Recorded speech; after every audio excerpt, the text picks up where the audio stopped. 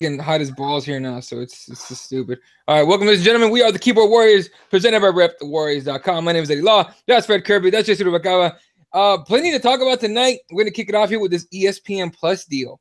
If you haven't heard, obviously UFC has been looking for a new home with about like half a year left of the Fox deal, right? So apparently they've signed this deal with ESPN, and it's a whole lot. I mean, look, first of all, they just signed a deal with Disney. Okay, we're talking about a combat sports league that signed a deal with Disney. Now, you know the kind of shit that gets said, and you know, signs and flip flops and shit like that, all crazy shit that happens in the octagon. My first thought was, what the hell is Disney gonna think about that shit, right? But it's a 5-year, $150 million per year deal. Okay, so Jesse, do you know if that's more than he got from Fox? I'm pretty sure that is like quite a bit more, right? Yeah, I think so. I think that's why they're trying to divide it up between Fox and everything else. I mean, if you want to put more details out before we talk about it, but I mean, basically they're going to split it up between ESPN, their new platform, what is it? Whatever Fox deal they can get, or whoever, you know, whatever they get, and then pay-per-view. Right. So to be clear, this ESPN Plus deal is a streaming deal. Okay, this is just stream shit online. As far as their TV deal stuff, they're still working on that with Fox. Apparently, NBC Sports is in on that. TNT Sports is in on that. Or Turner Sports on TNT. Whoa. Yeah. Easy, Nelly. Easy. Wait a minute. So there will be no fights on ESPN, the channel. As far as I can see, it's just a streaming thing. It's just going to be ESPN Plus, a $5 per month fucking like service app thing. Okay, but wait. There's also the thing of that they're gonna implement like kind of like not an embedded, but one of those like preview shows and post-fight shows of each pay-per-view and each event. And I think they're also gonna put some of their older content on ESPN the channel. I don't know how that's actually gonna work, but I don't think we're gonna get like fresh content unless you're actually on ESPN Plus, where you have to pay, what is it, $4.99 a month or whatever. Man. I don't give a fuck about those pre and post fight shows. We do our own. I don't give a shit, goddammit. Like, wait, so hold the fuck on. So what the fuck are we getting for paying $5 extra to ESPN? Is ESPN going to essentially be like the Fox Sports 1 shows? And if that's the case, then what fucking shows are Fox going to get? So, wow, this is weird. Okay, so Fox is going to get the TV stuff. Like, so it's going to be Fight Nights and shit more than likely, or whoever they work a TV deal out with. Let's see. This is from MMAfighting.com. In announcing the move, the UFC confirmed that ESPN Plus, which costs $4.99 monthly, will live stream 15 events per year. And that Fight Pass will apparently it'll be like a few live events per year, but it'll probably still be the library. It's a whole lot of confusion. Here's the thing that annoyed me about it is that they didn't do like a press conference for it. You know what I mean? To like clear some shit up. They definitely should fucking do that. Yeah, because this is a little weird, man. I didn't really get all the gist until just now. So there's no cable deal. It's just a streaming service. You said there'll be 17 events. 15 on the streaming service. So basically for your $5. So what is that? 60 a year? Basically, and we get 15 events for $60. $60 pretty much. 15 events, and ESPN Plus is an app. It has it's its own service. It has a bunch of other shit you can watch on there if you're fans of other sports and shit. And Right. So here's Raider in the comment section. What up, Raider? Says so Fight Pass, ESPN Plus, and whatever TV deal and pay-per-view. That's a whole lot of fucking money, but that's a whole lot of money. Me, you, Jesse, and anybody else is gonna be like, where are my dollars gonna go now? No, listen, I'll tell you right now, Jack, Fight Pass can suck my dick. $10 a month is going to be hard to justify now. Well, right. And I guess it depends on what events, what UFC events is Fight Pass going to get now? And what is going to go to the Sports Center streaming site, or, you know what I mean? And what the fuck else is the TV deal? If it is Fox, what events do they get? And Jesus fucking Christ, what are pay-per-views? You know what I'm saying? So, like, if there are still pay-per-views, listen, quite frankly, I'm going to be frank with you. It sounds to me like a lot of these fucking fights on ESPN are going to be the dog shit Fox Sports 1 cards that we see now. Because there just ain't that many stars to go around. They still got to do pay-per-views. And apparently they're still going to have to deal with Fox to be on big TV. Fox ain't taking no fucking shorts.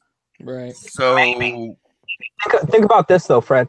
Let's say they drop down the number of pay-per-view events, since they kind of realize that pay-per-view is not really where the revenue is, right? Their bread and butter now is going to be buttered at the TV deal and ESPN and possibly their network. So think about this. What Eddie, can you pull up how many events we had last year? I think it was like in the 30s, right? 30 something. Yeah. That's crucial. Mm-hmm. Them having less pay-per-views. Absolutely. Right. If they drop it to like 6 pay-per-views a year, fair enough. But if they try to even stick with 12 pay-per-views a year and all this other bullshit, it just there's too many fights, it seems, that we're going to have the same problem we got now. Some of these cards are going to be hella fucking thin. Yeah. Well, think about it. Look at how Fox is dealing with it right now. They only get maybe 7-8 events a year. I mean, they're not getting that many. So let's say whatever the next TV deal is going to be, maybe they'll get 12, just like ESPN. They'll get 12. TV will get 12. And then we'll do 6 pay-per-view or 7 pay-per-views a year. That turns out to 32 fight cards in a year either way. That's still we win. But it depends on what you're counting on Fox, though. Like, big Fox gets 8, but if you're counting Fox Sports 1, they get fucking 22 shows a year. Now, just to be clear, this deal doesn't start until January, okay? And this is just, again, streaming. But the TV deal ends at the end of the 2018. So they're already working on this shit. So it's going to be kind of like a recess. So right now, they've already signed this ESPN deal. You guys get 15 events. So those are already reserved, right? You guys get 15. So we got to work with the other 15 plus for the TV and pay-per-view. You know what I mean? So now you're dividing all these events between TV, streaming, and fucking pay-per-view. It's going to be it's kind of listen confusing. There you go. You just took the word right out of my mouth, Jack. I was about to say, you know what this sounds like? Fucking confusing, man. Like, it just sounds confusing. I hope they can, at the very least, just make this shit easy to understand for us dummies out there, Jack. Like, god damn, the 5 different platforms to worry about and look for. I'm already almost missing some fights because there's so much shit going on. Yeah, so it's gonna be a lot to ask. What's up? No, yeah, you're right. It is a lot to ask of us as a consumer, because think about it. Now the pay-per-view is already $65, right? So what if becoming or being a Fight Pass subscriber gives you access to ESPN Plus? What if they kind of bundle stuff together? Would that still justify for you guys to be paying for Fight Pass? I mean, shit, it wouldn't hurt, Jack. That's a hell of that's a nice incentive to tie all this shit together. Yeah. Fuck. I mean, let's say you raise the price of Fight Pass to $12 and it includes ESPN Plus. That would make sense, right? But as it stands right now, asking $5 plus $10 plus the 65 if you do it every month, that's a shitload of money. Man, look, I know they got a lot of money to recoup. I get that. 4.4 billion, whatever the fuck. I understand that. I'm just kind of surprised. I don't know, man. I really don't. I think they should bet it all on black and put all their shit on Fight Pass. That's what it's like 15 a month and just pay, even say bye to pay-per-view. The WWE did it. Like, you can put that shit on there. But yeah, it took a while, and I get that it would take a while and you need 3 or 4 million subscribers, but worldwide, I think the UFC could do it, man. It would take a while, but we're definitely headed in that direction where everybody's gonna be streaming their shit eventually anyways. But for now, in the meantime, this is confusing for a lot of motherfuckers. Some of us still use cable and shit. 5-10 years down the line, it's a different story. Right now, what the fuck, Jack? You're gonna have shit on Fox, ESPN, pay-per-view, Fight Pass. Yeah, it's fucking. Well, how about this, Fred? Let me throw this at you guys. Did you guys hear about One Championship? How they're bringing out their own app where you can what is it? It's One Championship, right? Yeah, one fighting. Oh no, just one. It's just one, right? They have their own app, and it's not geo based, so you can go anywhere in the world with this app and watch all their fights for free. No shit. So for free. For free. Well, I don't know about that, but yeah, something like that. But for $15 a month. I know. But I'm saying, as you're saying, Fred, the streaming, the people that are running to streaming right now understand that if you get a big enough base, and you offer them something one championship, right? You're offering them great fights that people can see now everywhere. And then eventually you start going, hey, we're going to start adding this and this and this. Maybe pay like an extra couple bucks a month for our app. You already got a huge platform behind it. But I don't see why the UFC, like you said, wouldn't bet on themselves, because how much would their subscriptions go up if they just said, hey guys, we're done with, ESPN, pay-per-view, everything. We're just going to put everything on our app, and $15 a month, come get it. I think they'd get more than 2 million subscribers right away. I think they could, but the more that I think about it, I'll be honest with you. I think that's the goal. I think that's the plan. If DW's got a fucking board, a 10, 20-year plan, I think that's the end goal. Like, that's the end of the movie with Dana White and the UFC, in my opinion. Like, I think he wants to get to a point to where it's just like the WWE. All their content's on Fight Pass, and they've got 20 million subscribers paying $15 a month. You know what I'm saying? Like, I think that's the end goal. But right now, we all go through this. Like, anybody who's trying to push a product, just like we're trying to push this podcast or anything, you could have the dopest podcast, you could have the coolest band, you could be the funniest comedian, but a lot of your shit comes down to promotion and motherfuckers just being aware that you exist. And as big as the UFC is, and as many people are aware of it globally, there still are a lot of people who aren't particularly aware of what the UFC is. And I think they're trying to get on this ESPN train to just, give as many eyeballs as they can before they do bet it all on black. Right. And again, like, think about what comes with ESPN. ESPN comes Sports Center coverage. You're gonna get those assholes on First Take talking about it, even though neither one knows what the fuck they're talking about. You're gonna have not the six anymore anymore. Basically, you can get ESPN coverage of the sport. That's the reason they're doing it. Because ESPN have been losing subscribers like a motherfucker, but they still got like something around 90 million, maybe something in around that number, as far as subscribers go. And so they're gonna get all those eyeballs, and you're it's kind of a win for the UFC in that regard. But is it though? Is it? Because think about it. Sort of. Don't you think that if ESPN was going to cover the UFC properly, they'd be already doing it? Like, they cover a stupid, like, what is it? Corn chucking, or what is it? Cornholing? Yeah, cornholing. They cover that sport. And they dedicate a whole block to that. Yeah. How the hell is that on ESPN, yet UFC is not on ESPN, dog? That's what I'm saying. Like, if they wanted to dedicate time and, like, just anything to the UFC, to MMA in general, they would have done it by now. But they just don't understand the sport. This is very antiquated thinking. And that's the thing. They're kind of going backwards with this shit, and I'm really sure why. Real quick, the deal grants ESPN rights to the UFC's voluminous archives and allows ESPN TV to run pre-fight shows with the streaming cards. So that's one thing. Then, which to me sounds like we are eliminating fucking Fight Pass. But then there's also there will be a lot of fights, as the deal calls for 15 fight nights to be broadcast on ESPN Plus, and for each event to have 12 fights on the card. Mm-hmm. And as we all know, that's not going to happen because people get hurt left and right. Yeah, what the fuck? Yeah, that's a lot of fucking fights to have on a card anyways, ain't it? 12? That's a huge card. Well, that's what a pay-per-view would be. But think about this. Remember the rumor that we heard initially with this whole thing coming out, that they were adding new weight classes.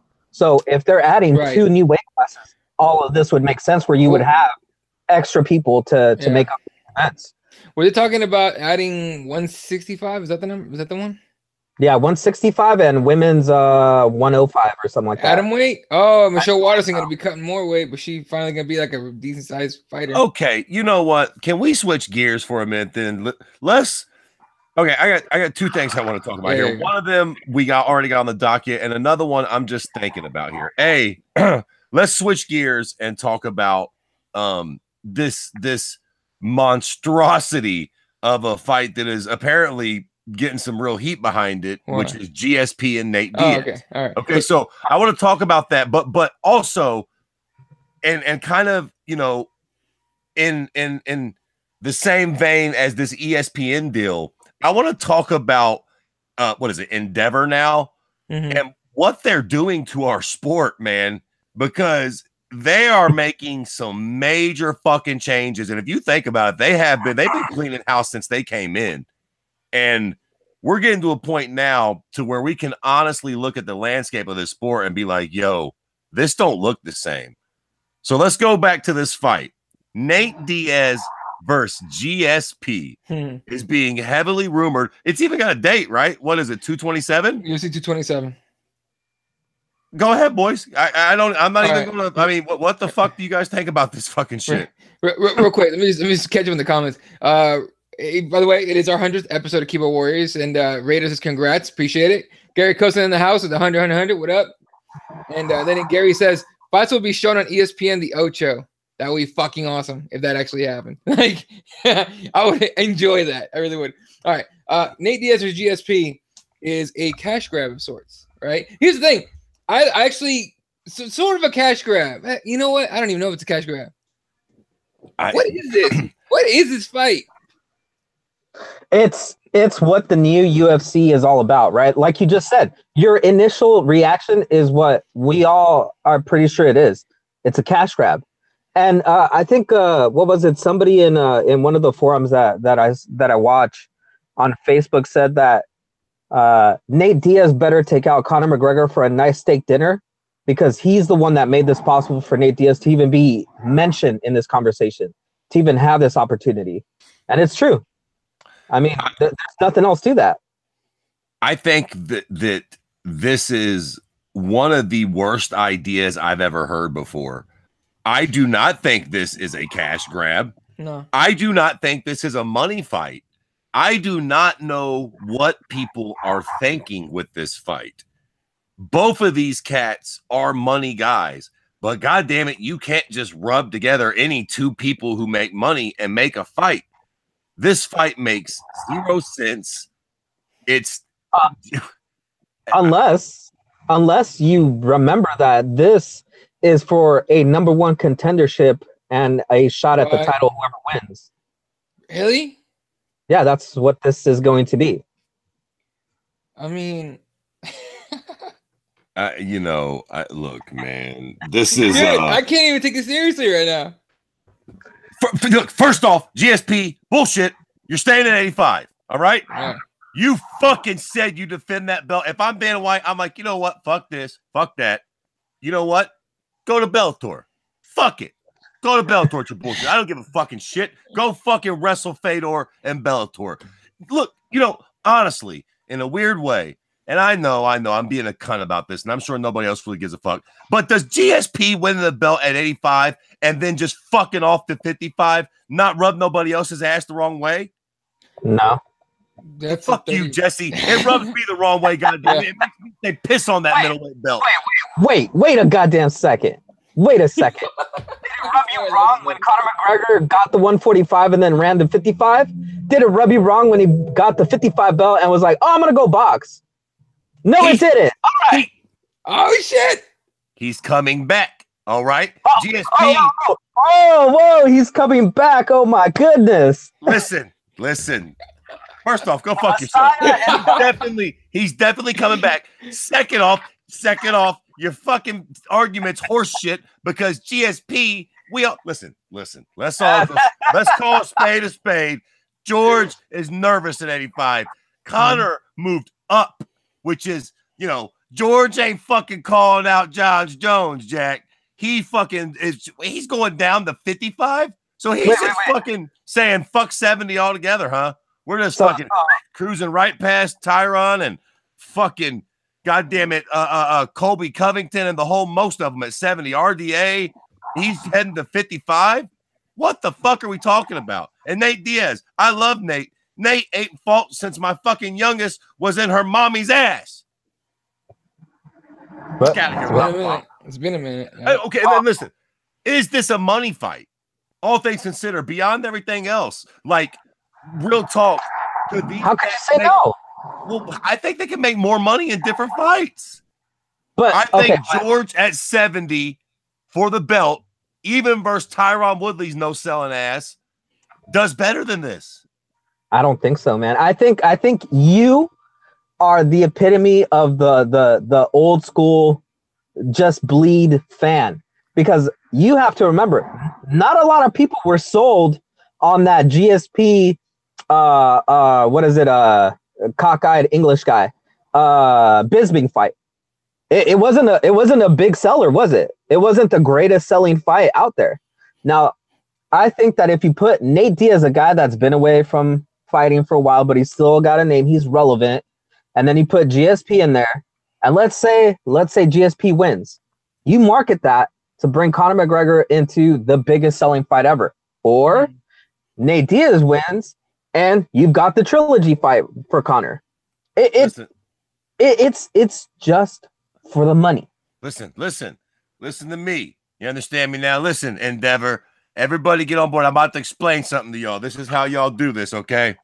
Right now, 170 sucks donkey dick, okay? So this is what we're going to do. You want to sell a fight with Nate Diaz and George St. Pierre. We all want to make as much money as possible, okay? Nate and George is not the go. Now, I'm going to tell y'all what card you should put together to make the most money. Again, 170 sucks donkey ass. You inject a whole bunch of stamina into that by bringing George back, the boy king. Because believe it or not, that cute prick is still the king at 170 too, which still stings my ass. So he can come back and fight Tyron. And in the co-main event, you give Nate Diaz, Eddie Alvarez, and then you give the winner of that goddamn fight the winner of fucking Khabib and Conor. And you're going to sell more pay-per-views. Nobody gives a shit about watching Nate Diaz fight George St. Pierre. And let's be fucking honest. We all know how that fight goes. We saw fucking Nick fight George 6-8 years ago. Who thinks this fight goes any fucking different? It's fucking stupid, man. It'll look. First of all, if you're talking about just the fight itself, GSP's not going to stand with Nate Diaz. All right, he's not going to stand with him. That fight's going to the ground so fast that it'll be just hug and pray. I think he'll try for a brief moment, but George knows if things go south at all, yeah, he's going to do exactly what he did to Nate's bigger brother. And I mean, come on, man. Nick and Nate fight very, very similarly. What the fuck? Like, they're not different fighters, really. They're very similar. Yeah, they got a few differences. Not slightly, a lot. But like, they like to bang. They've got good jiu-jitsu. They both have shit wrestling. They don't get tired. Essentially, they're the same character, man. I mean, Nate might be a little bit better of a version, but is it enough to beat George?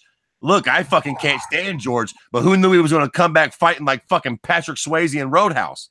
Yeah. I mean, I wouldn't put nothing past the fucking Canadian prick at this point. And I mean, as much as I like Nate, come on, bro. He's coming from 85. He's going to be huge, That's man. The thing. I don't know how GSP is going to get down to 155. No, he did look smaller last time the people put pictures out of him. He did look already like he's smaller already than he was before the Bisping fight. But it's to get to 155, man. Fuck. Well, also, what about this? Fred, I like your card, but why not put Nate against Justin Gaethje and give everybody a reason to enjoy just slobber knocker of a fight? You know why? Because I like a good old-fashioned grudge match where they really don't like each other. And I feel like fucking Nate and Eddie, they're both raw dogs from the hood. Like that, I feel like those fuckers would really. And look, that fight in the cage, come on, man. Nate and Eddie Alvarez, is there any way that fight doesn't fucking produce 4th of July type fireworks? I mean, it's a barn burner, dog. Yeah. Now, George and Tyron, that was more than likely going to be a snooze fest. But look, so would George and anybody that he can't outstrike. Now, here's a good question. Because someone was talking about it on Twitter. I forgot who it was. It said, JSP is a boring fighter, and people are going after him about it. Okay, well, he finished his last fight. What was it? It's the first finish that he has in like forever. Yeah, he's still boring shit. Yeah. Like I said, just because he came back fighting like fucking Patrick Swayze. I mean, look, that last fight was great, no doubt about it. But you don't get to have one great fight and then be like I mean, look, opinions are like assholes. Anybody can have one, Jack. But for all of me, yeah, George is still boring. That didn't save you from me, George. I'm sorry. That was extremely impressive. But, all in all, that don't make you no fucking Vanderlei Silva. Yeah. Anyway, but okay, as far as that fight goes, man, it's fuck.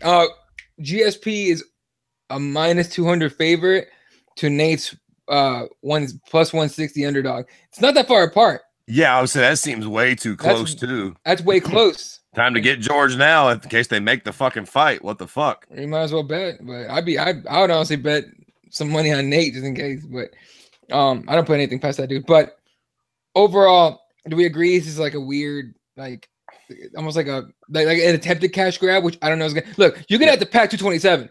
You're gonna have to pack 227. Yeah, I for the first time in a while, I have to agree with Fred. It's not a fight that the fans are gonna be clamoring to see, and it's not gonna be the sweet bucks that you want.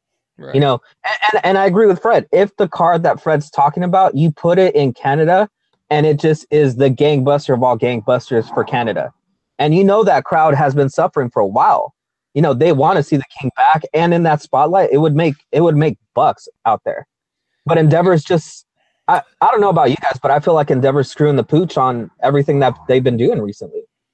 So before we get into whatever topic you had listed next, Eddie, let's just talk about that for just a moment. Endeavor, the new deal with ESPN, fucking getting rid of all the people they've gotten rid of. I mean, let's just talk about the whole. Let's judge Endeavor's, performance so far. You know, what do we think about it overall? I'll go first. In the beginning, I wasn't too worried. I was like, okay, they're changing some shit up. They're cutting some dead weight. You know, sometimes things are a little sad. They got rid of Goldie. That hurt. Yeah. You know what I mean? Like, I was like, holy shit. Like, but I wasn't too worried. If they fucking make this Nate versus GSP fight, they've already done some weird shit, man. It just makes me feel like I don't know what the fuck's going on. And I don't feel like they know what they're doing with a fight promotion. It's not the easiest thing in the world. And I mean, I think Dana probably has the right idea, but I think they got him on a short leash now. And at the end of the day, when the nitty comes down to the gritty and they're in the motherfucking office, I think Dana White says something. They're like, cute idea, but no. Like, Ari Gold's not the kind of guy that's going to listen to too many people's opinions. I mean, he's like the kind of guy that has like 3 guys he trusts on the planet. He might listen to your opinion, but at the end of the day, what he says goes. They're the one that put out the billions. So if they think a Nate versus GSP, and see, this is the problem. I think Ari is the type of cat who thinks he knows fighting. And don't get me wrong, I'm sure he's a big fan like us, but I think knowing the sport like we do and being a fan and then knowing how to sell it and how to match make, that's that different shit. You know what I mean? Like the Fertitas and Joe Silva and DW, those fucking cats knew how to do that shit. Mm-hmm. I don't think Endeavor gets that, man. This fight, this GSP versus Nate Diaz. Look, man, if we were sitting down and we had all the powers that be, if this was old school and we were the Fertitas and DW and Joe Silva, we sat down with this current landscape of MMA and we had Nate, we had Nick, and we had George on the table, I guarantee you we could put together better ideas than Nate versus GSP. It just feels desperate and clingy. Like, here's a star. They're remotely the same size. Okay. Do you think this is an overreaction to fucking who knows what Connor's going to be?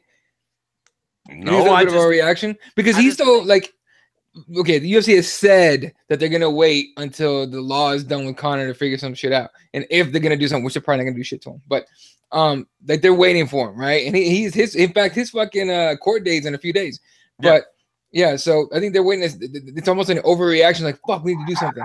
Because they're throwing him on a card with De La Shanga and Cody Garbrandt. But why not? Why not even if you're trying to establish like something big? Why not give Khabib the shot at GSP instead? You know, he asked for it. Yeah, and that's something that you can build off of 2 guys that have kind of like this wrestling based style and see how that goes. Instead of like this Nate Diaz who hasn't been around, hasn't really done anything for your company for what, like the better part of 2 years, basically. A couple years. You know, it's like Fred said. I think that what we're seeing is that Endeavor just doesn't know what they're doing, and I think they're trying to get like the new millennial fans on board instead of honoring what all us old school fans really enjoy. And I think one of the big things that I remember initially when they first started taking over Endeavor is, and you can go look on their Instagram or Twitter page where they'll pull out these stupid polls where they're like, oh, Amanda Nunes is fighting this weekend. Smiley face, in the comments for yes if you're with her. Sad face for no. Like I think even though I hate to mention his name in a positive light, Brendan Schaub talked about this before. That those people doing the social media for the UFC just don't understand what a fight fan really enjoys. And they're putting this stupid little crap out that doesn't appeal to us. And we don't understand it because it's not for us, guys. It's for these, millennials, these new kids that are trying to just like get hits, get likes. And I think that's what Endeavor's trying to get. Real quick on that point itself, just the social media thing. They did let go of a ton of social media people and replace them with Endeavor social media people. So that's 100% true. That they're just like shooting shit out for no reason. You know what Endeavor's like now? Endeavor has lost the art of foreplay. Yeah, right. That makes sense. Endeavor don't know how to really get us wet no more, man. You know what one of my favorite fights in UFC history was? Now, after the fight happened, I was in shambles because I hated the result. But leading up to it, one of the fights, maybe even the fight that I was the most excited for before it happened was BJ versus George 2. Yep. When BJ, and I think it was because they just waited till the right time. BJ seemed indestructible. George was on his George shit at 170. They had that fight before where fucking BJ fucked George up. It was the perfect storm, man. They're just, this Nate Diaz GSP thing. This is like when the old man comes home drunk and just rams it in your ass. He's just forcing it on us, right? We don't want this, man. Like, we'll take it, but this isn't sexy at all. Like, both of them need, like, could Nate and George maybe be a big fight? Sure. Of course. But they both got to win some fights and they need to do some things to make this work. This doesn't work right now. There's no need for them to fight one another. Nate should be fighting Eddie. They're in the same weight division. They have a rivalry. It's fireworks in the cage. Neither one of them are booked or hurt. What the fuck is going on? And George just won the fucking middleweight belt, for Christ's sakes. If anything, he can come to 70. What the fuck are we talking about? Now, in the future, maybe. But his next fight, what the fuck is going on? None of this makes sense. Right. And I think that's what they're going to try and get us used to is nothing making sense. I mean, Bellator's already on that wagon if you think about it. But they're just going to try and get us used to this shit. But look at what Bellator's doing, though. They're getting those legacy fighters, Frank Mir, Ken Shamrock, Hoist Gracie. Yeah. They're getting the old school fans, and they're kind of trying to honor the old school fan. They're screwing it up. It's not working so well for them. But the UFC could still take some cues from that and how they're still trying to honor the old fans, because the old fans are the ones that built this whole thing up. And if they lose all those guys, all they're going to have is these Twitter happy, Instagram famous kids that, aren't going to be there for the long run. Dude, is 50 Cent really going to fight in Bellator? Okay, I want to bring that up very short, just a very, very little short 5-minute thing. I hope the fuck it's half of me wants it to happen. The other half is like no. But look, I can't stand 50 Cent. So if Rampage Jackson's gonna slam us on the fucking mat, by all means, Rampage. Look, 50 Cent's fighting is great. Seriously. The idea of look, 50 Cent taking a fight in MMA is really cool. Look, we let Herschel Walker do it, for Christ's sakes, and he's 109 years old. Yep. So I'm down. Fighting Rampage, man. I swear to fucking Christ on everything I love, I don't know where I'm at sometimes, man. I wake up and Trump's the president. They're talking about 50 Cent fighting Rampage. Does anybody know who Rampage is? I get it, guys. He looked a little fat last time and he got out wrestled by Chael. Make no mistake about it. That is not for play on the TV. Yeah. Rampage Jackson is an animal, and will hurt 50 Cent. I don't give a shit how many street fights he's been in. I don't care how fucking shit how he spars at the gym. If they put him in a cage with Rampage, which I can't imagine that's real, but if that happens, make no mistake about it. I don't care how shitty Rampage has looked. 50 Cent is going to take a fucking ass whooping. Now, if you think, first of all, I haven't seen any reputable, I guess for lack of a better term, reputable like news sources come out with this shit. It's all some like weird website. I think it's like something Divas or something. But didn't 50 Cent tweet something about it or something? 50 Cent tweeted out a picture of him and Scott Coker talking over dinner. Oh, working on some big things. I fucking bet you are, 50. I fucking bet you are. But fighting should not be one of them. That being said, to make the fight, I'm watching. Just like we all will. Because I would love to see Rampage Jackson fuck up a dude that thinks he's really good in a heavy bag. It'd be awesome to see. Especially a guy with an ego of 50 Cent. Like, sure. Hey, 50 Cent's going to walk away with a ton of money. A lot of people are going to fucking get, like follow him on Instagram and all this shit. Fair enough. If I get to see him get his ass whooped, I am in. I will watch this shit and be disgusted at the exact same time. Doesn't it seem like... Go ahead, Fred. I'm just gonna say the worst thing in the world would be if 50 Cent comes in and knocks him out. He lands a lucky punch and just starches Rampage. See, all these MMA suckers ain't nothing. Jack, where you at, Conor? Dude, that would be amazing. It's like Conor McGregor. Hey, it's 50. You see, I just laid out Rampage, Jack. I talk on the over and off, man. I talk right through my teeth, man. That's what I do, motherfucker. Like. God damn, that would be hilarious. But look, regardless, like it's entertainment for those guys. So everyone's trying different shit, even though MMA's been around for a minute now. What up? You see what I'm talking about? You see, we are exactly what we're talking about. I know. We are this idiot fight fans that once they present something to us, we're like, wow, that's stupid. Day of the fight. Hey, I'm watching this. Like, because they're doing it anyway. That's the thing. We've had to. What was it? Well, Endeavor's bought the UFC 2 years ago now. Yeah. Okay, let's say 2 years ago, maybe probably longer, but let's say 2 years ago. 2 years ago, I remember saying, and I know we all said it. It was like, dude, in a couple of years, this shit is gonna look way different. And look what we have now. We have USADA. We have the real weigh-ins versus the fake weigh-ins. We have what else do we have? We have the 2-3 more divisions, especially in the women's divisions and all that. It's way different, right? But my thought process then was like, are we gonna like where we get to? Are we just gonna adapt and accept it, and are we gonna enjoy it or like it? And at this point, I think we all just adapted, and because it's not like the UFC or even Bellator or anybody's been like, oh, what do the fans want? What do the fans want? They don't really give a shit anymore. You know what I mean? Because we're gonna tune in anyway. We're watching anyway. You know what I'm saying? Like, next thing you know, you're gonna get like Donald Trump in there calling out fucking Hoist Gracie. I heard that jiu-jitsu shit doesn't work.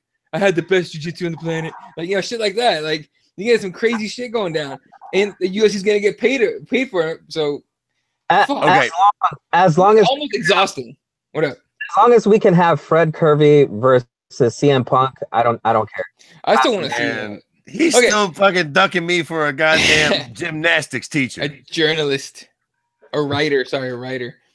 On that real quick, can we just stop calling people in MMA media journalists? Because I don't think they exist anymore in MMA or in sports. Eric is a journalist, my friend. Whatever. You see that ass open that one Tanya girl put on his ass on fucking Instagram? That was awesome. I heard Ariel and Ben Folks had some smoke because of something happened. Yeah, he fucking threw shit. Look, I didn't hear it, but I saw on Instagram someone was like, he threw shit at Ben, and I'm like, someone update me. I don't fucking want to watch. But Jesse, you got details? Yeah, I'll tell you what happened. All right. So Ben Folks has this pretty cool column that he does every week. Mm-hmm. It's called Trading Shots with Danny Downs. Okay. And Danny Downs is an ex-fighter. Basically, they pick a topic, they go back and forth, they write each other, and then they post that whole everything that they wrote back and forth. So Ariel Helwani, being the moron that he is, because Ariel Helwani only reads probably the first few letters of a story and then runs with it. If you read the whole article, Danny Boy Downs is the one that put Ariel on blast, saying that he probably got it from Valentina's camp about the whole. He's frustrated because she's the one that signed the contract, but nobody else has signed it on the other side. And so Ariel went on his show or whatever and was saying, oh, I'm so hurt that another journalist, a person in my field wouldn't come to me and wouldn't ask me, what the proper reporting to do is to, have somebody. You mean what he does? You mean what he does by not going to somebody? You motherfucker, dude! You have the balls, Ariel. You have some stones on you, son. Whoa! Why don't you go? No. That's some balls, dog. To get on there and call somebody out for the exact fucking thing you do. Eat a fat one, motherfucker. Ariel, one of your piece of shit. Fuck you. And dude didn't even do it though. What the fuck? Ariel he didn't do anything. He just didn't even read it and put it in the right context. This motherfucker, dude. Oh, I would go Denzel in training day on Ariel right the fuck now. Like straight up. Fuck. Let's hit this topic real quick that we missed last week. Yahoo Sports not wanting to cover Combate Americas. Oh yeah, that's some fucked up shit. And that was the rumors. It's what up? Not just Kevin Aioli, because that's the whatchamacallit. That's the email that Campbell put out to Kevin Aioli, where he said he does not want anything to do with anything Spanish MMA related. Right. But also Ariel Helwani was also involved in that because he's also reached out to Ariel, and Ariel wants nothing to do with combates, just because they're Spanish speaking, or because he won't get as big a hits as if he gets somebody else. Whatever. What do you guys think about this whole thing where a journalist that has a topic, journalist, in quotations, Eddie, please don't kill me for that has that platform not recognizing? Because, I mean, think about it. There's Luke Thomas, there's, MMA Junkie. There's so many different platforms. And of the only ones that I can think of, MMA Junkie is the only one that's had people from Combate Americas on their show. Yeah, GG has people constantly. None of them even mention Combate Americas in the subject when they're talking about, the best promotions out there. They'll throw out one champion, the PFL, a company that hasn't even had an event in the last year. Yeah. Just all these other things. But Combate Americas is getting, their last one in Mexico did like 5 million views or something on Azteca TV or whatever it is down in Mexico. People watch this shit. And nobody gives Combate Americas the respect that they deserve. So what the hell, guys? Fred, for the American opinion. For the gringos. For the gringos, listen, yeah. I've got no explanation for these crackers. They're just being right. Look, at the end of the day, man. All joking aside, I don't know. I don't really know why they would be doing that, because the proof is in the pudding. If 5 million people watch, that means you get numbers, which means people care. And if people care, you want to cover that. Like, nobody does this shit out of the goodness of their heart. The only reason everybody gives a fuck about the UFC is because everybody pays attention. Yep. The proof is in the pudding, but apparently Combates is doing numbers. So that don't really make no sense. If you've got a promotion that's doing numbers and they're selling out events and people are, their product is buzzing, why the fuck don't the media want to cover it? Why wouldn't they? Like, that don't make no sense. It's how this works. Right. I mean, look, the way I see it, and a lot of people are saying this is racism, discrimination. It could be. Who knows? I don't know Kevin Oli personally. I don't know Helwani personally, and I wouldn't want to. That does seem unlikely. It seems unlikely, right? It seems. Because motherfuckers like money, right? Like, if you would think, money don't change color, no matter who has it. Right. Well, what do you think about this, though? Do you think that because, let's say, for example, Eddie and I, because we speak Spanish, I think it's because that they wouldn't understand how to enter that market. They wouldn't understand how to get the people like Alberto Del Rio or, Andrea Calle or somebody that's more Spanish based and get involved in their brand or their network or whatever. Even though, honestly, having Andrea Calle on your show would probably just do numbers just because it's her. But, that's just me. I mean, that's a good point, but you would think these motherfuckers would be smart enough to just hire some Mexicans. At the end of the day, there's a lot of fucking people who are interested in this product. If we don't know how to deliver it to our people then find somebody that does. Like you said, what's that fucking hot ass broad's name? Andrea Calle. Yeah, her. Yeah. Let's get her like shit. Like, you know what I mean? would, like how let's offer her a bag to come on. Real quick, look, do like a web. Do a web show Combate Americas tonight and put her on it. Money. Yeah. I mean, listen, all bullshit aside, she's a good looking broad, but she was also well spoken. She knew her shit. She knew all, yeah, I mean, like she seems like she would kill in a show like that. Like real talk. Like why aren't you like again? Hey, 5 million? Yeah. Yeah, easily. Last show? Yeah, I mean that bruh. Come on. Yeah. What's up, Dizzy? Look up Campbell McLaren's Instagram account. Okay. And look at his last post, and then maybe show it to Fred over here, and tell me that wouldn't sell for you. But anyway, besides the point, real quick, talking about Combate Americas, one of the lovely ladies that was on our show, Fred. Oh yeah. Gonna be a monster, and is taking on this fight last minute. Brenda Enriquez. She's replacing Kyra Batara in the main event this Friday. We previously had Brenda on the show, so she's stepping up. And does he? Yeah. Go ahead. What happened? No, we're good. We're good. You there? Yeah, I'm here. All right. Real quick, are you talking about the picture with Shamrock and Jim Brown? Or are you talking about the better picture right behind it? I'm which picture I'm talking about. All right, I got you. Give me a second. Anyway, just to blow Fred Kirby's mind on why this isn't more popular. Oh yeah, look. Say something. Yeah. Look, y'all. Look. I mean, come on now. Yeah. What is there not to promote with that, right? Look, I mean, all what the that fuck? right there in all its glory. Oh, God bless her. Anyway, but come on, son. Certainly not me. Yeah. Anyway, but anyway, but in the end, dude, it's I think it's just like the inability to enter that market, just like Fred was saying, that they don't know how to deliver to the right audience, right? Like the Mexican sports networks are actually talking about it, not as much as everyone here talks about the UFC, but they're talking about it, and people are watching, tuning in. You don't get 5 million people in Mexico to tune in unless you've been promoting the shit out of that thing. So, yeah, I don't know, man. Listen, it's all good though. Somebody else will pick up that slack. That's how this shit works. Like somebody else will figure out that they're dropping off, and they'll pick up that slack. They'll, like you said, MMA Junkie's already doing it. Yeah, someone will pick it up. Yep. Somebody will pick it up.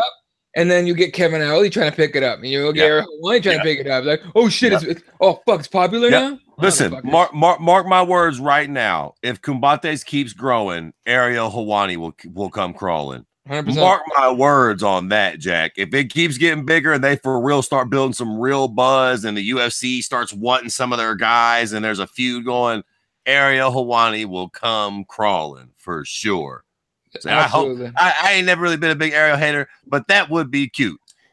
For you to deny them and them to actually carve out a niche in the sport for themselves, to where you kind of need them, and they're like, nah, fuck you. We're going on Keyboard Warriors. How about that, Ariel? How about a little bit of integrity and some respect and some honor, you damn bitch? Ariel Hawani doesn't know how to spell integrity. Fuck that guy, right? And people that go, oh, he's the best. He's the most popular. He's nowhere near the best. No, he ain't the best. Right. I like Luke Thomas a lot more than Ariel. Yeah, Luke's cool, but like he's sticky. But I mean, fuck, at least Ariel does. Ariel comes off as like the old school John Jones equivalent of a journalist. Like he tries to like, oh no, I'm trying to do things so nice, guys. But meanwhile, he's a sneaky little prick trying to fuck over everybody he can. At least Luke Thomas just seems like a dick. Like he might just sucker punch you after a few beers. Yeah. Like I respect you being a cunt up front, Luke. Yeah, and not trying to hide it. You just let people know. Yeah, I'm gonna ask. What do you want to do? You know what I mean? Yeah. I can dig that. Anyway, all right, let's move on. What up? Go ahead. No. Just saying, if you guys want to tune in, it's this Friday. Combate Americas. It's Mexico versus USA. Oh, yeah, it's a good card. On Univision Deportes Network, or I think you can get the undercard on Facebook. I think they sometimes put it on, but if you can't, go to univisiondeportes.com. You can see the undercard there. Chris Avila is in the main event. Right? Yeah, he's co-main. as I said, Brenda Enriquez are one of our hosts before. One of our guests before. Little hands of stone. She going in there. All right, real quick. Kiera Batara just seems to either get injured. She just gets injured all the time. Like I haven't seen her fighting forever. No. Listen, real quick. What does deportes mean in Spanish? Sports. Okay, I'm gonna be honest with you. I don't love how close that is to the word deport while Trump's in office. When you say that, it gives me a real weird feeling. This being a Latino organization, I'll tell you this: if deportes rubs me the wrong way. Hey, I'll tell you this: there is definitely a market for people wanting to watch deportations. There's some sick fucks out there that would love to see that shit. Okay, I'm telling you right now. Oh yeah, baby, we deporting Mexicans? God damn! They'll be saying, hey, 30 packs of fucking beer, just watching this shit over and over again. All right, I mean that's fucked up, but still. All right, let's talk about Bellator 189 going down on. I believe this is a Saturday card, Friday card. Saturday. They're going against the UFC? They're going against the UFC, yeah. All right, bring it on, because your main event is the heavyweight Grand Prix the last first round fight. Ryan Bader against King Mo. Two blown up 185ers, at best 205ers. No, 205ers, yeah. They're going to fight to who did they get if they win? They get Mitrione? Yeah, Mitrione. Yeah. So what are you guys picking here? Bader. A slow, horrible death. Yeah, I mean, look, Bader, King Mo's trying to bait him. He's talking shit. He's trying to get him to stand with him. It's not going to happen. Bader's a smart guy. He's gonna be throwing overhand rights and taking him down left and right. So, who else is on this card? All right. Also on this card, Paul Daly against John Fitch. Enjoy that. Aaron Pico against Lee Morrison. It's another Aaron Pico win. Chet Cowgan against Javi Ayala. And Adam Piccolotti, who's actually pretty decent. I think I've seen him fight once. He's actually pretty good against Carrington Banks. And that's your main card. I think on the prelims, let me see if there's any names that people recognize. Listen, I was ready to take a nice long hard piss all over this card, but I gotta say, it's all right. That's not the worst. I mean, John Fitch will probably fucking dry hump Paul Daly, and Bader will probably do the same to King Mo, but all things considered, going in Aaron Pico, it's not the worst card. Truth be told, it's not awful. Is this going to do 500,000, 600,000, or is this going to be? No. Now you're being optimistic. Listen, lowest Bellator cards. I would love to see the numbers before DVR, because I'll tell you something right now. I'm going to watch this, but it's getting DVR, Jack. Like, I'm going to watch look, that's a cute little card, but the UFC's also got Amanda Nunes, Jacare, fucking Kelvin Gastelum, Vitor Bell, I mean, I think along with every other fucking normal, sane MMA fan will be watching that one and tuning into Bellator a bit later. Like, Bellator's numbers before DVR are going to be like fucking 67. Yeah. Just the family of the fighters are going to be watching that shit live, Jack. Well, for me and Eddie, we don't have to worry about that, being an issue, because Bellator usually comes on live, quote unquote, way later on Paramount Network. So, we'll be fine. Obviously, I'll be asleep by the time that shit starts. To fuck all that. All right, let's talk about. Let's talk about 224 this weekend. Obviously, headlined by the women's bantamweight fight for the title, Amanda Nunes against Raquel Pennington. Co-main of Jacare Souza against Kelvin Gastelum. Just gonna read off some of the names in the prelims, and then we'll just talk a little bit about the main card. You got first fight of the night, Warley Alves against Sultan Aliyev. This Sultan guy looks like he should not be passing the USADA test. He's just a hairy fuck. But whatever.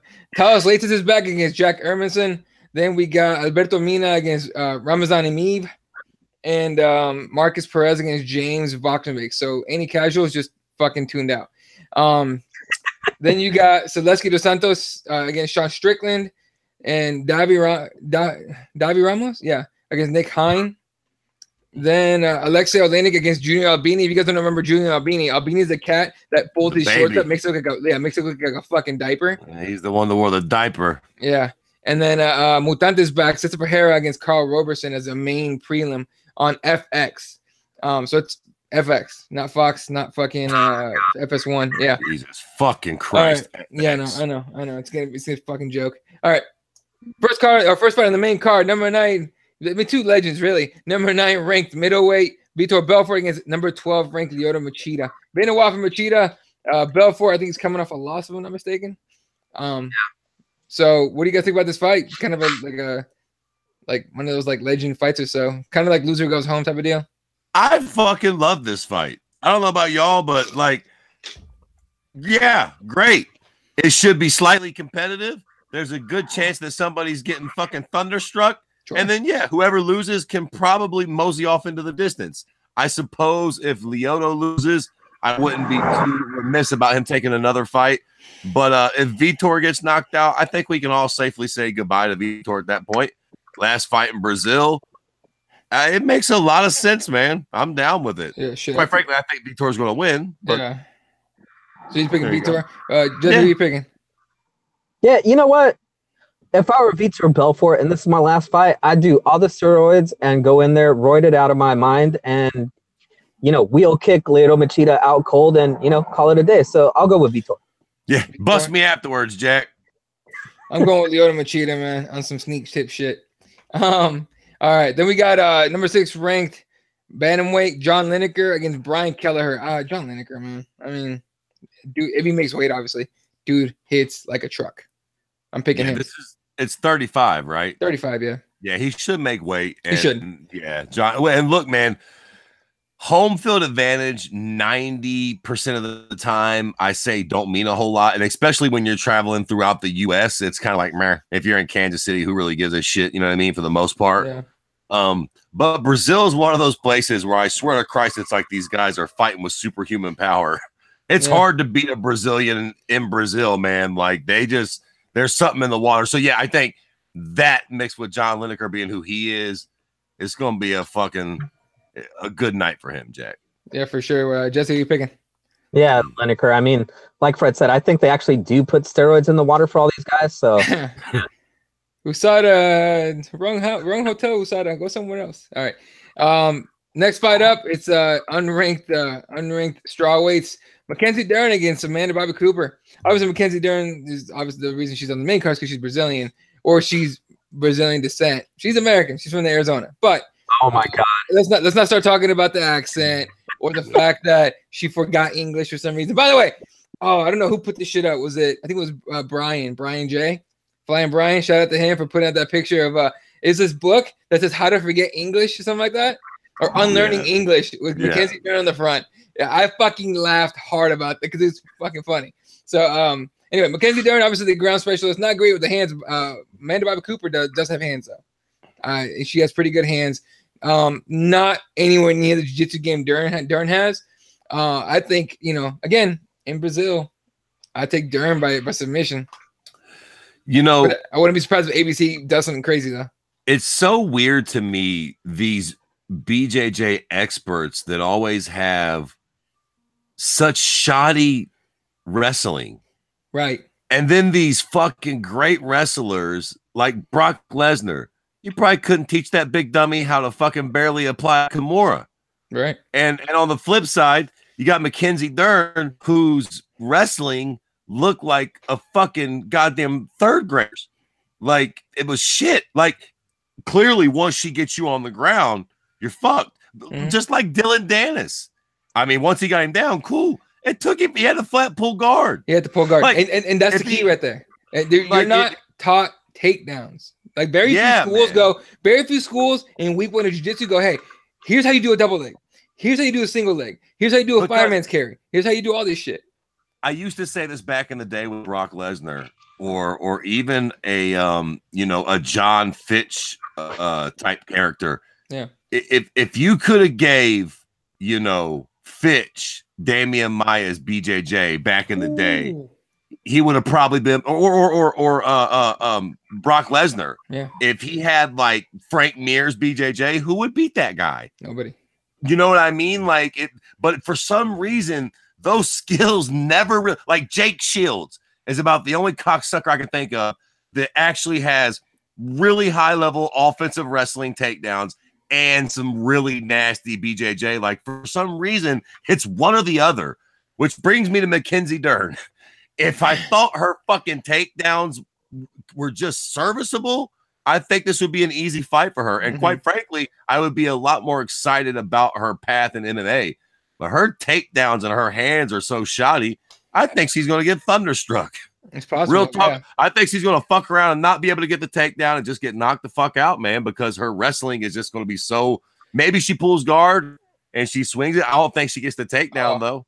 I wouldn't want to pull guard on if I was her on Amanda Bobby Cooper. She's got hands. I mean, ABC's got hands. And the thing is, too, is you pair this up with the story of her getting kicked out of the MMA lab. Or, I'm sorry, asked to not come back to the MMA lab. She was invited to leave. She was invited to leave. When does that happen? Never.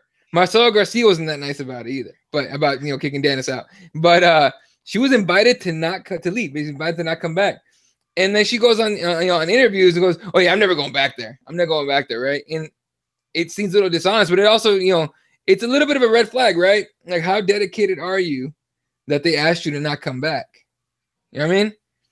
It's a trip. It really is.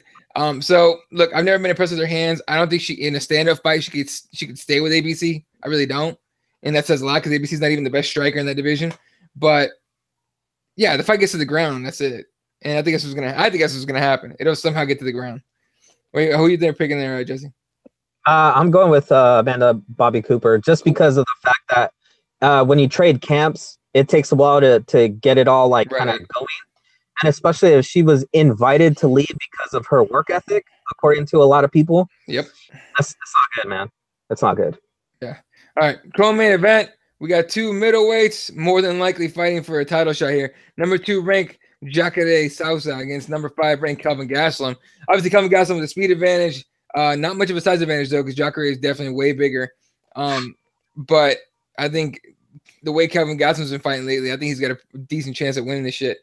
I'm going to pick Kelvin, obviously the underdog, but I'm going to pick Kelvin here with picking him apart on the feet and hopefully not getting taken down. But if Jacare takes you down, fuck, you're pretty much fucked. By the way, a Brazilian in every fight on the main card.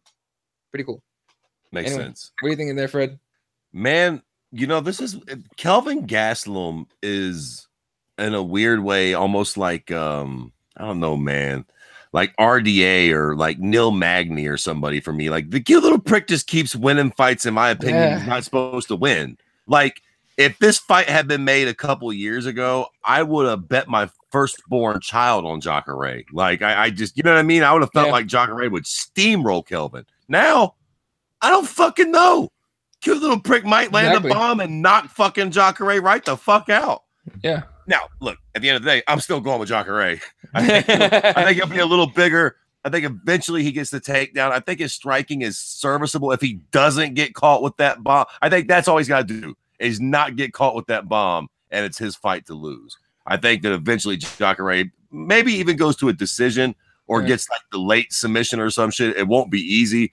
But if he can not get thunderstruck by that big bomb, he'll be all right. But I'd swear, man, Kelvin Gastelum doesn't really impress me with his striking or his physique or with nothing really but his performance. I'll give him that. Afterwards, I'll be like, yo, he knocked out another motherfucker. Like, came in and flat steamrolled Bisping's funny ass. Like, Kelvin Gastelum's for real, man. Yeah. I mean, I think he loses, but he's definitely got that wild card where you can never really count that motherfucker out. Who are you picking there, Jesse? I got to go with my Mexican friend, Kelvin, just because it's Kelvin and I'm Mexican. Yeah, whatever, Fred. I don't care. I get it. No, I get it. I respect you guys. I understand that. You got to stand by your own in times like this. There you go. All right. Main event for the women's bantamweight title. Amanda Nunes against number 2 ranked Rocky, Raquel Pennington. A lot of people, Nunes is like a minus 600 favorite, some ridiculous number. Makes sense. It does. I think a lot of people are underestimating Rocky. I don't think she should be that much of an underdog, but she is. So what are you gonna do? Man, and anything I want to pick. Normally I would pick Nunes, right? She's too damn dominant.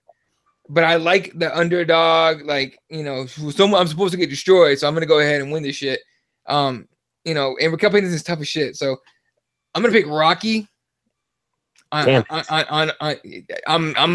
thinking Rocky on some like on On some Rocky shit. On some Rocky, yeah, on some Rocky shit. There you go. Rocky on some Rocky shit. Yo, she go. Hey, you gonna start hearing that like the fucking fifth round and shit. You should come out to that music, dude. That would be awesome. She won't, but that'd be awesome. But like, dude, yeah, I'm gonna pick Rocky on some Rocky shit. There you go.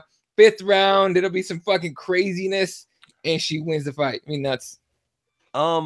Look, man, I think conventional wisdom is that Amanda Nunes is going to slaughter her, right? I mean, she's got the knockout over Ronda. She's got, who else did she knock out? Holly. Did she knock out Holly Holm? No, Miesha Tate. Right. She's got all the impressive knockouts. She's got all the tools to do it. And look, 9 times, I'm going to pick Amanda Nunes. I think she will knock Rocky out. Now, that being said, I will point everybody to, if I'm not mistaken, Amanda Nunes' last loss to Kat Zingano. Yep. I would not rule out Rocky pulling off some shit like that. Amanda Nunes could get tired. If she does not get the finish in that first 15 minutes, I would tune in very heavily to round 4 and 5, because that might get it. That's where I think Rocky can fuck around and win this fight. Amanda Nunes is a destroyer, but like we all know, the one thing about destroyers, they get tired. Yep. And if you can take a beating, all them motherfuckers, I don't care who it is, anybody that has that type of output that slaughters people will get tired. And Amanda Nunes will slow the fuck down. It's just a matter if Rocky can withstand the storm. And if she withstands it, can she withstand it and then, have enough left in the tank to actually put out some punishment of her own in that 4th and 5th round? I don't think so, but I would not be flabbergasted if in the 4th or 5th round, Rocky started putting a beating on her. Yeah, that'd be interesting shit. What do you think of there, Jesse? I'm going with Raquel Pennington. I just think back to when she fought, who was that girl making her debut and she choked her out. Oh, with the bulldog choke? Yeah. That was Ashley Evans Smith? Yeah. There you go. Yep. That's the type of fighter that Raquel Pennington is. She's just a hard-nosed fighter. You have to put her down to beat her. And I just don't think Amanda Nunes has the ability to put her down. So I'm going with Rocky Pennington. Look, I always point back to that Holly Holm fight where Raquel Pennington seemed like she left something in the gas tank. Like she didn't let it all go, and she lost by split decision. So in fact, I still think that Holly lost that fight, in my opinion, but whatever. But yeah, I mean, well, I guess we'll get to see on Saturday. You guys gonna watch it? You guys gonna buy the pay-per-view? Yeah, I'm the lame prick that's gonna fucking buy it. Me too. Yeah, it'll be fun, man. It'll be fun. I think we all, they got us, man. What are you gonna do? They got us. Like we're in. I mean, yeah, right. We're the assholes that what do you call when you keep giving a drug addict money and shit when you know you shouldn't? Enablers? We're enablers. Yeah, we're enabling Endeavor to do these cunty things because we're like, we'll fucking buy it. Yeah, whatever. Who's on the card? Sure. All right, I guess we'll fucking. God damn it, this is just stupid shit now. But all right, anything else you guys want to talk about before we? I think Jesse, you got something? Do you guys have a minute or no? Do you want to wait for next week? I'm good. I'm good for. I got a little bit. Yeah. Okay. So, this being our 100th episode, I didn't even know. I wanted to do something a little bit different. I kind of wanted to get everybody to kind of get to know you guys a little bit better. More subconsciously. So this is a thing that my wife and I like to do to people. We print this out. We do it to everybody. It's kind of a cool little thing to kind of get to know somebody subconsciously. So don't freak out. All right, just as honestly as you can, and we'll get through this together. Oh fuck, man! For the first time on this show, I'm nervous, Jack. Yeah, this is weird. All right, go ahead. No, don't worry. We already know how nasty you can get, Fred. So it's. I was gonna say I'm reserving the right to plead the fifth, Jack. Yeah, 100%. It's simple questions. Just as much detail as you can think about it, the better. Okay. So first off, you're gonna imagine yourself in a nice desert. Now this desert is incredibly large, and in the desert, okay, there's a cube. So you got that mental image. Now, okay, just a cube. Now, how big is the cube? Where is it? Is it buried in the sand or is it on top? Now, just keep this in mind as you're kind of picturing it. Like, think about like how you picture it in your head. Is it floating? Is it big? Is it moving? And more importantly, what is it made out of? The cube? Okay? Yeah. Okay. So you got that in your head? Yeah. You got those answers? All right. Moving on. All right. Now, you've seen the cube. You notice that there's a ladder. All right. So what's this ladder made out of? How long is it? Is it old? And where is it in relation to the cube? Okay. Okay, you got that pictured in your head? Yeah. All right. Yep. All right, moving on. Now, you imagine that a horse has appeared in the desert. All right. So, off that mental picture of this horse, is it moving? And if it is, in which direction is it going?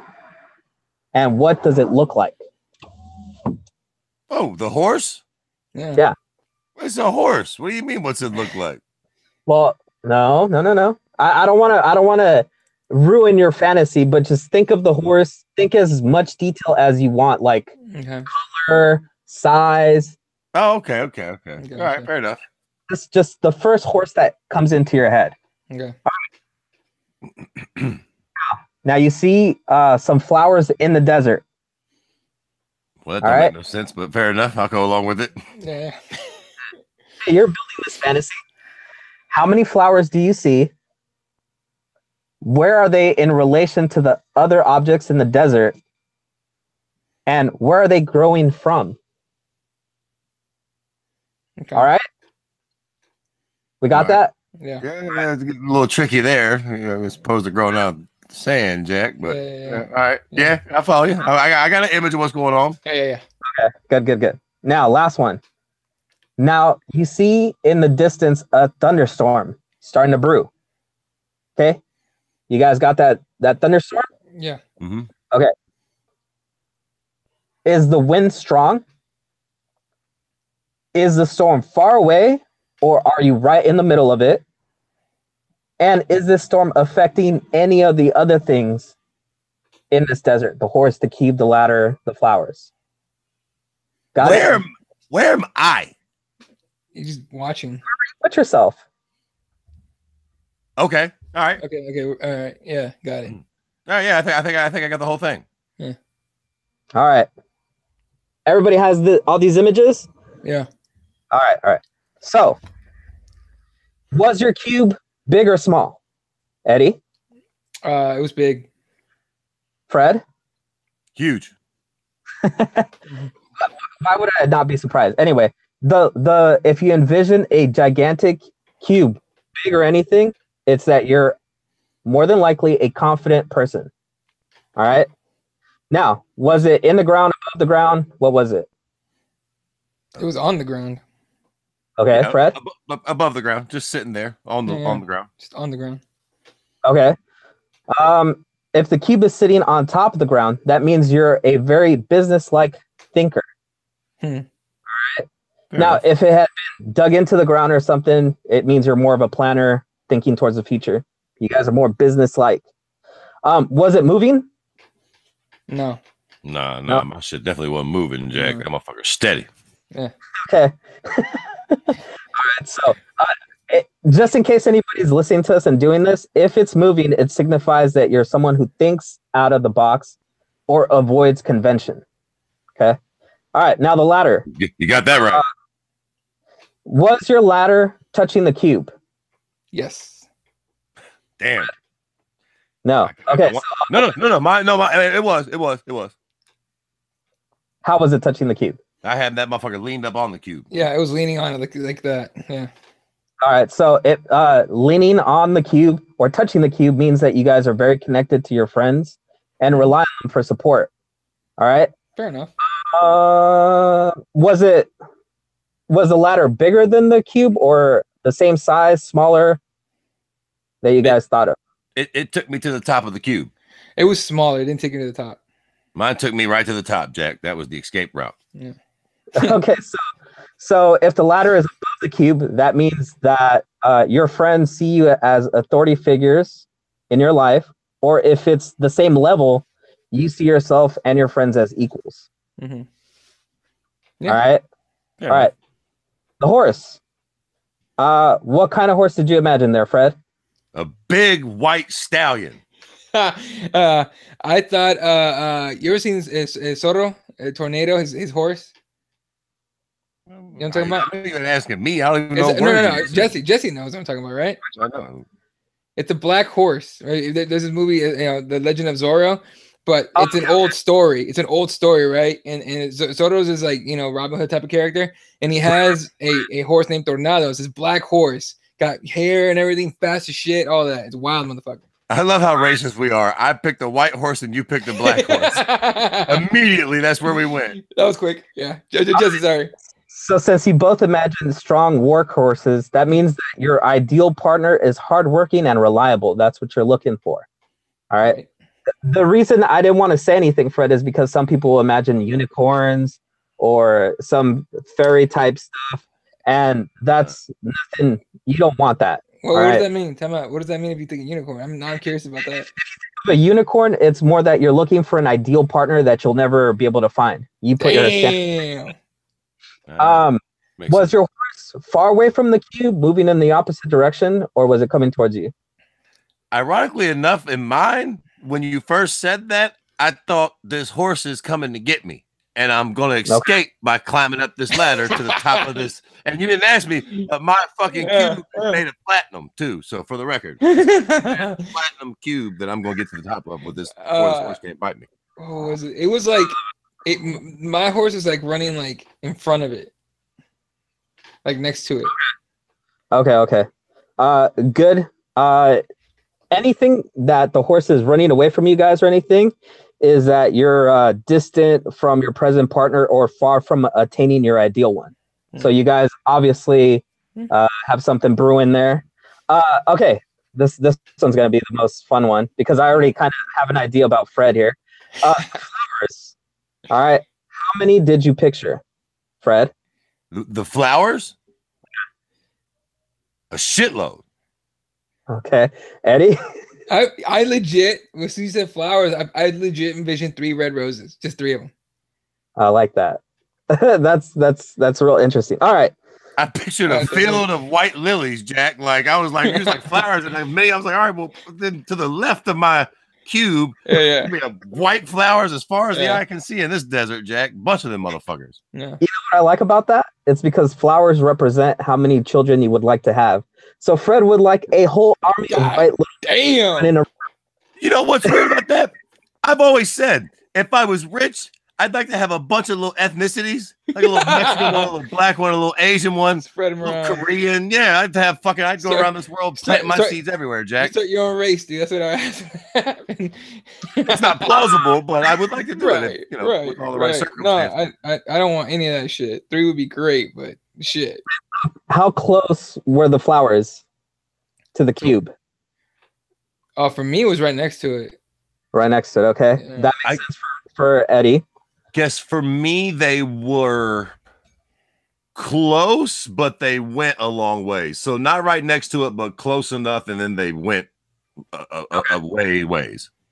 All right, so usually the closer to the cube means you have a closer relationship to your kids or would want a close relationship to your kids. So yeah, both of you are in that range there. Last part. So wait, so if it's close, it means what? Sorry. You would want a closer relationship, or you want a close relationship with the kids, or usually it means you have kids already, and you already are kind of cultivating that. This makes a lot of sense because I love my kids, so I want them close, but I don't want them up my ass, Jack. I don't want those flowers right by the cube, but I just want them close enough to where I can see them. That makes perfect sense. That's how I want my kids. I don't want them right here, but like I want to make sure they're safe over there. The funny thing is, I don't have like. My girlfriend has 3 kids, right? And I love these motherfuckers like they're mine. So it's like it's 3 of them, right? And they're just like right there. So that makes sense. That's weird. That you pick 3 roses too, right? Right. It's so weird. And the storm. All right. How close was it to you guys? Was it off in the distance? Close? Oh Fred? yeah, that motherfucker was on Mars for me, Jack. The storm was when far. you said that. I'm like, yeah, I think that like, looks like a dark cloud. It's way fucking over there to the right, though, Jack. Like that shit's like way over there. Like I'm still clear right here. It's way over there. That's what I thought. I see it brewing, but that motherfucker's to the left away is in my world, Jack. And that's perfect. The farther the storm is in the distance, it means that you have less stress in your life. The closer it is, the worse. You have a lot more conflict brewing, more troubles over you, but you guys are chill as hell. So there it is. There you go. Where'd you come up with this shit? Where'd you find this? I've had this test. I think they do it in a like sociology class. Oh, there's a couple different varieties of it, but this one's my favorite. You know, it's kind of a little bit more in depth, and like you saw, pretty accurate for you guys. So. Yeah, that was interesting.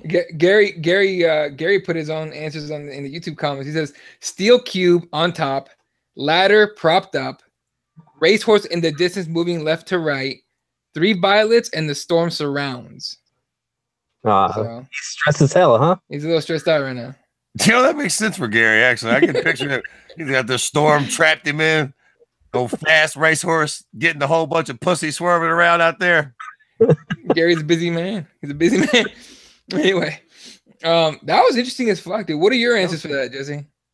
I'd have to do it again, but I already know everything. So yeah, that's true. You can't do it now because you can cheat. That's interesting as shit, dude. That like especially doing it, not knowing and shit. Like, I had heard something like this before, but I forgot what everything meant and shit. So but I'll give you an idea. I think mine was like my cube was floating up in the sky. It was really big. My ladder led up to the cube. I think I had like Fred, I had a whole bit of flowers underneath my cube. My storm was way the hell out there, and I had like a gigantic horse of some sort. So that's some along those lines. There you go. Very interesting. There you go. That was cool. You have your question of the week, or quickly becoming a favorite part of the show. Yeah, I'm enjoying the shit out of that. Yeah. All right. Try something different for the 100 show. I thought it'd be something fun. Indeed. Gary goes, stress definitely, pussy not so much. Anyway. Well, if you listen to the podcast, you know that Gary is the one with the least amount of game out there, unfortunately. That's right. We are documenting when he does finally christen that new bed and get some pussy. We will most certainly talk about it, whether he wants to or not, on the podcast. So just don't tell the chick about that podcast. I mean, unless she doesn't give a fuck, then tell her. Afterwards. We'll send her a link afterwards, and then she can kill Gary. No, see, he should mention the podcast. So if she's into any of the stuff that Fred's into, she'll know right away Gary's not the one for her. Oh, it's messed up. It's a pretty good point. She'll know. You'll be able to break her in real easy and let you know what Gary's down for and not. Yeah. All right, y'all. That's gonna do it for us. That's it for tonight. That was actually a lot of fun. That's gonna do it for us tonight, ladies and gentlemen. Fred just dropped an episode on the Gym City Jesus podcast. Give him a little bit of a preview. Yeah. Let's see what happened this week, guys. Trump. Dude, okay. You guys talked about This Is America, right? Yeah. We have we actually kind of get into a slightly heated discussion about This Is America. Fred's crazy. All right, Fred's crazy. That's all I got to say about that. Okay, listen. I love the video. Okay, I like the video. Okay, and I agree with all of its nuances. That's all I'll say. There's a very big but for me on. Just say it. Well, the question on the podcast was, okay, so Childish Gambino puts out this record called "This Is America." We've probably all seen the video, and it's very indicative of a lot of different things. The Jim Crow stance, blase blase. My question to the guys was, what do you think America is now? What is your opinion? And I just wanted to state that I feel like America is more than that. It's not just, fucking desperation and, people getting shot. And don't get me wrong. It comes across as a fucking weird thing because I'm not trying to be one of those pricks that's like not giving the video credit for what it's supposed to be credited for. But on the same token, that's not all America. There is more to America than just that, and that should be noted. You know what I mean? Okay. Yeah, for sure. And I think it's just, I mean, when I saw the video, I was like, what the fuck? I watched it like 15 times the day it came out. I was like trying to wrap my head around it. The stands at the start, the Jim Crow stands, I knew I'd seen that shit before, but I couldn't put my finger on it. And I had to like Google it. I'm like, whatever. And it's like, oh yeah, it's the exact fucking stance he used to do in the cartoons. So it was that, but I thought for sure, like the way, the thing that I get from the video itself anyway, is like, I think he's looking at it straight from like the black perspective. You know what I mean? Sure. I don't think he's talking about the entire America. I think about if you're black in America, fucking, don't get caught slipping. Right. But okay, that's too much. But I don't want to get into that now because we'll be here for another 20 minutes. Yeah, we'll be here forever. But what do you think about America now? I think that the nuanced conversation that you guys have on that podcast is very, very interesting and very important because it is exactly what that video wants to do. Right. It wants to give people a platform or at least an avenue to have a conversation. Look, I'm Mexican, I'm not black, but I still have my reservations when I get pulled over. Yep. When I have an interaction with police. I've never had a situation where I'm like deathly afraid of what's going to happen to me, but I can't imagine being black and being pulled over by cops, especially in the situations where I've been pulled over, like in really nice neighborhoods in my creeper van. I probably would have been shot 2 or 3 times already before. But since I have kind of a white accent when I talk English and, I have the California, like, hey, dude, whatever, man, like I get away with some stuff. But I think what the other conversation that they also had on the podcast was the whole Kanye thing. And honestly, the Kanye thing is that he's so good at what he does, yet when he has to have a conversation with people, he's very uneducated in getting his point across. It's not that his point is invalid. It's just he doesn't have the actual verbiage to express what he's saying in his brain and get that message out correctly. It always comes out really, really skewed and retarded, but he does have a point most of the time that's very, very nuanced and, kind of an intellectual point. Yet when he says it in a really stony, dumb Cro-Magnon type of way. So it's where you gotta dig into what he's trying to say before you just kind of blow him apart. And that song that you guys played, excellent way of kind of proving his point of he's smart. He just doesn't talk smart sometimes.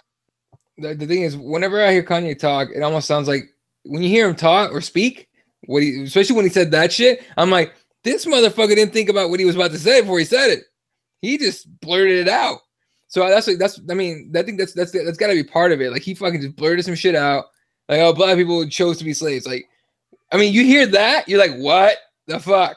Yeah, dude, have you heard the song "Ye vs. the People" yet? Yeah, I have it. I just haven't like paid super attention to it, but I have it. Well, either listen to the podcast or listen to the song or both. But that song, I think, is a really fucking good thing for Kanye because he really lets T.I. let him have it, and T.I. really hammers him with the same questions that people would ask. And I got to give it to Kanye. He kind of stands behind what he said, for better or for worse. He kind of, at least he gives you his reasoning behind what he was doing. Now, the whole slavery being a choice thing, like I said on the podcast, I don't know what the fuck's going on with that. But listen, like the song we opened up with was a Kanye song too, Poopity Scoop. Yeah. I don't know if you've heard that shit, but I don't think that's I don't think he ran out of bars, man. Yeah. I think that's on purpose. I don't know what it's for. I don't know whether the dude's losing his mind or whether he's just trolling all of us.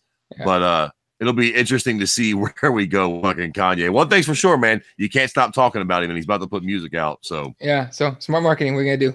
No one has ever accused Kanye of not knowing how to market himself. 100%, always on point. No shit. Always on point. Right. All right. So again, that's on Gem City Jesus podcast. Look it up on SoundCloud. Make sure you listen to that shit and subscribe ASAP. All right. You can find him at Kirby_MMA. You can find Jesse S11983. Myself, I'm at Ela31, and the pages at Keyboard MMA. Shout out to Represent, RepTheWarriors.com, get some gear, and of course, FightSports.com. Gary, Raider, everyone else that tuned in today, appreciate you guys. You guys are the shit. Hope you guys enjoyed that little test at the end of the show from Jesse. That was fun.